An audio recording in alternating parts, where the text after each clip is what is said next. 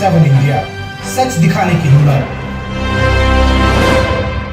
11 अप्रैल 2026 को youth unity welfare association द्वारा आज आगरा के बरहान सैयद बेसिक विद्यालय में प्राथमिक शिक्षा एवं सामुदायिक सशक्तिकरण अभियान का औपचारिक शुभारंभ किया गया। ये पहल सरकारी विद्यालयों में शिक्षा की गुणवत्ता सुधारने और समुदाय की भागीदारी बढ़ाने की दिशा में एक महत्वपूर्ण कदम मानी जा रही है। संस्था का मुख्य उद्देश्य सरकारी स्कूलों में मौजूद शैक्षिक एवं आधारभूत चुनौतियों के समाधान के लिए समाज, युवाओं और विद्यालय प्रशासन के साथ मिलकर एक सहयोगात्मक मॉडल विकसित करना है। युवा ने अपने घोषणा पत्र में स्पष्ट किया कि वह किसी भी सरकारी व्यवस्था का विकल्प बनने की बजाय एक सहयोगी तंत्र के रूप में कार्य करेगी, जो विद्यालय, अभिभावकों और समाज के साथ समन्वय स्थापित कर सकारात्मक बदलाव लाने का प्रयास करेगी। अभियान के अंतर्गत स्वयंसेवकों के माध्यम से विद्यार्थियों की आधारभूत शिक्षा में सहयोग, विद्यालय परिसर के वातावरण में सुधार, सह पाठ्यक्रम गतिविधियों का आयोजन, अभिभावकों एवं समुदाय में शिक्षा के प्रति जागरूकता बढ़ाना तथा महिलाओं के लिए कौशल और रोजगार उन्मुख कार्यक्रमों की संभावनाओं पर कार्य किया जाएगा। संस्था ने यह भी स्पष्ट किया कि सभी गतिविधियां उपलब्ध संसाधनों एवं सामुदायिक सहभागिता के आधार पर चरणबद्ध तरीके से संचालित की जाएंगी और इन्हें किसी भी प्रकार की बाध्यता के रूप में लागू नहीं किया जाएगा। इस अवसर पर युवा के पदाधिकारी एवं सदस्य उपस्थित रहे, जिनमें अध्यक्ष राकेश चौधरी, सचिव मोहित बंसल एवं ट्रस्टी राजू गोला प्रमुख रूप से शामिल रहे। अर्जुन सिंह की रिपोर्ट। राजीव वर्मा, बेसिक विद्यालय बरहान सैयद में प्रिंसिपल हूँ मैं। आज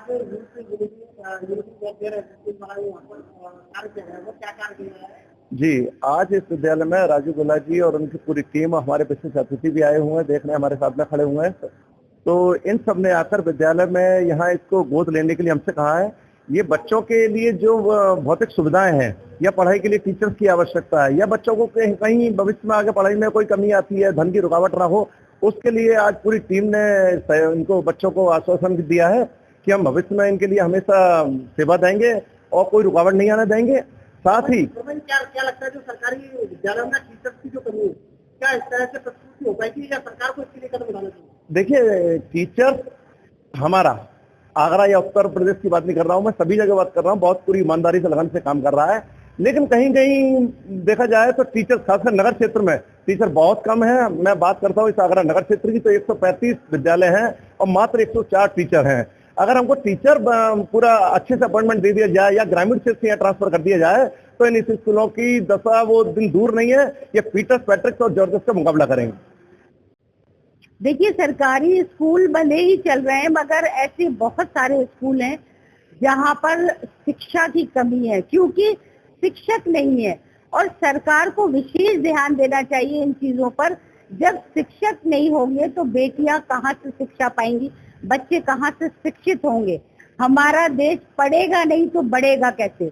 अब मैं समझती हूँ कि हमारे प्रिंसिपल साहब हैं, राकेश चौधरी जी हैं, राजू गोला जी हैं, जो उनकी संस्था है, उन्होंने एक ये खूबसूरत पहल की है, बीड़ा उठाया है कि हम इस तरह से सरकारी स्कूलों को लोग कम अडॉप्ट करते हैं क्योंकि वो सरकार की जिम्मेदारी मानते हैं।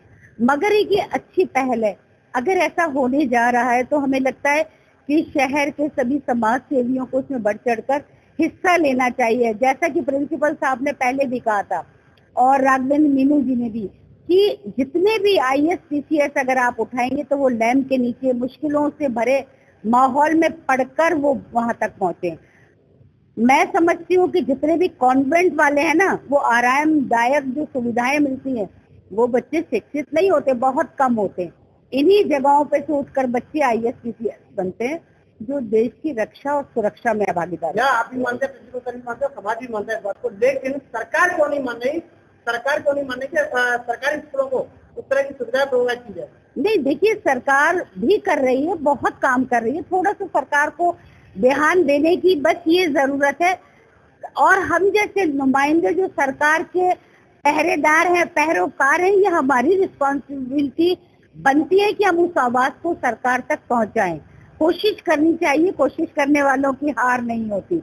और कहते हैं ना कि महिलाओं के लिए, बच्चियों के लिए हमारी सरकार ये स्टेटमेंट भी देती है कि पढ़ोगे तो बढ़ोगे। तो सरकार काम कर रही है, वो बात हम सरकार तक पहुंचाएंगे। राजवेंद्र सिंह समाज सेवा प्रयास संस्थान से जुड़ा हुआ हूँ और समाज के कार्य में क्या कहना चाहिए? आज जिस तरह से एक विद्यालय को एडॉप्ट किया है, जो कि जहाँ टीचरों की कमी है, देखिए, उसमें कहने सुनने के लिए कुछ भी नहीं है। ये बहुत अच्छी पहल है और मेरे ख्याल से उत्तर प्रदेश में मैं पहली बार ऐसा देख रहा हूँ कि राजू गोला जी अपनी संस्था के तरफ से किसी स्कूल को गोद ले रहे हैं।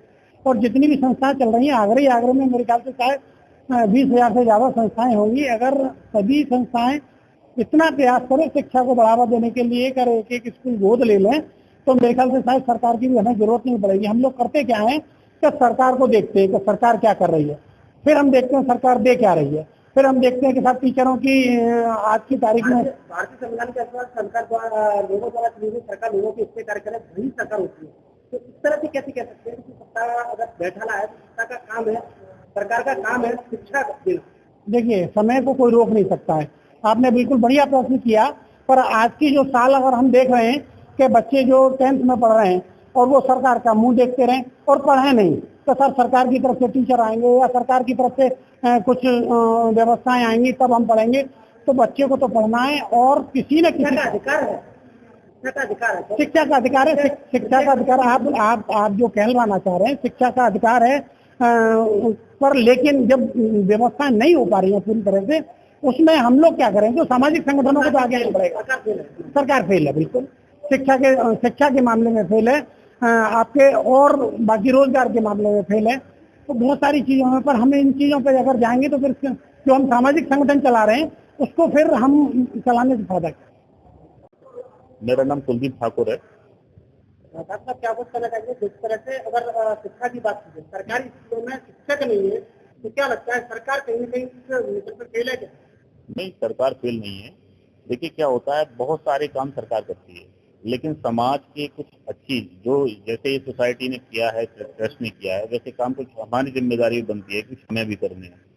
अब जैसे यूथ वेलफेयर यूनिटी करके जो सोसाइटी है, इसने अपना ये काम किया है कि एक स्कूल को गोद लिया और सरकारी स्कूल को गोद लिया। हालांकि मैं जब इस स्कूल में एंटर हो रहा था, ये सरकारी स्कूल मुझे लग नहीं रहा था।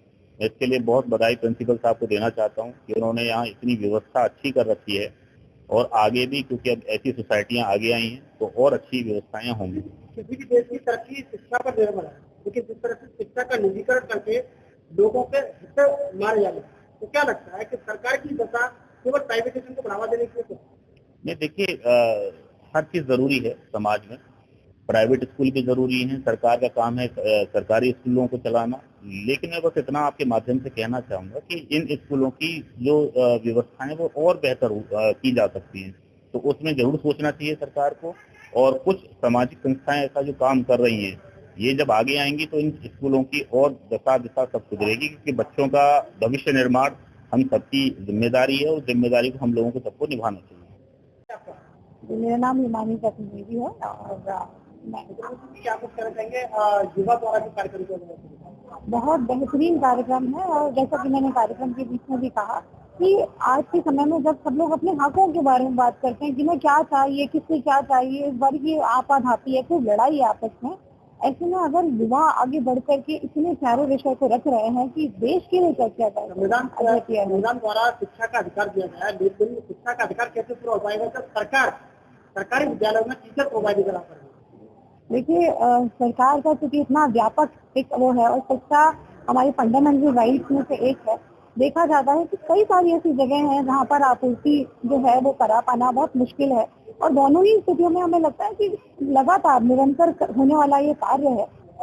जैसा सरकारी इस तरह से कमी नहीं रही, इस तरह से वर्तमान सरकार ने करी, क्या लगता है कि सरकार शिक्षा के मामले में, खासतौर से बेसिक शिक्षा के मामले में फेल नजर आ रही है? देखिए इसी कारण से शायद ये एक मुख्य कारण था कि शिक्षक जो है वो ज्यादा, लेकिन इसलिए स्कूल की मर्जिंग कराई जा रही थी कि अच्छे उसमें जितने ज्यादा से ज्यादा स्कूल रहेंगे तो टीचर जितने अच्छे मिलेंगे, और इस तरह से जो अभी यहाँ है समस्या, ऐसी समस्या नहीं रहेगी। तो अच्छे कहना चाहिए दिशा में तो चल ही रही है चीजें, और देखिए इसका क्या रिजल्ट निकलता है, कितना व्यापक होता है, वो एक अलग बात है।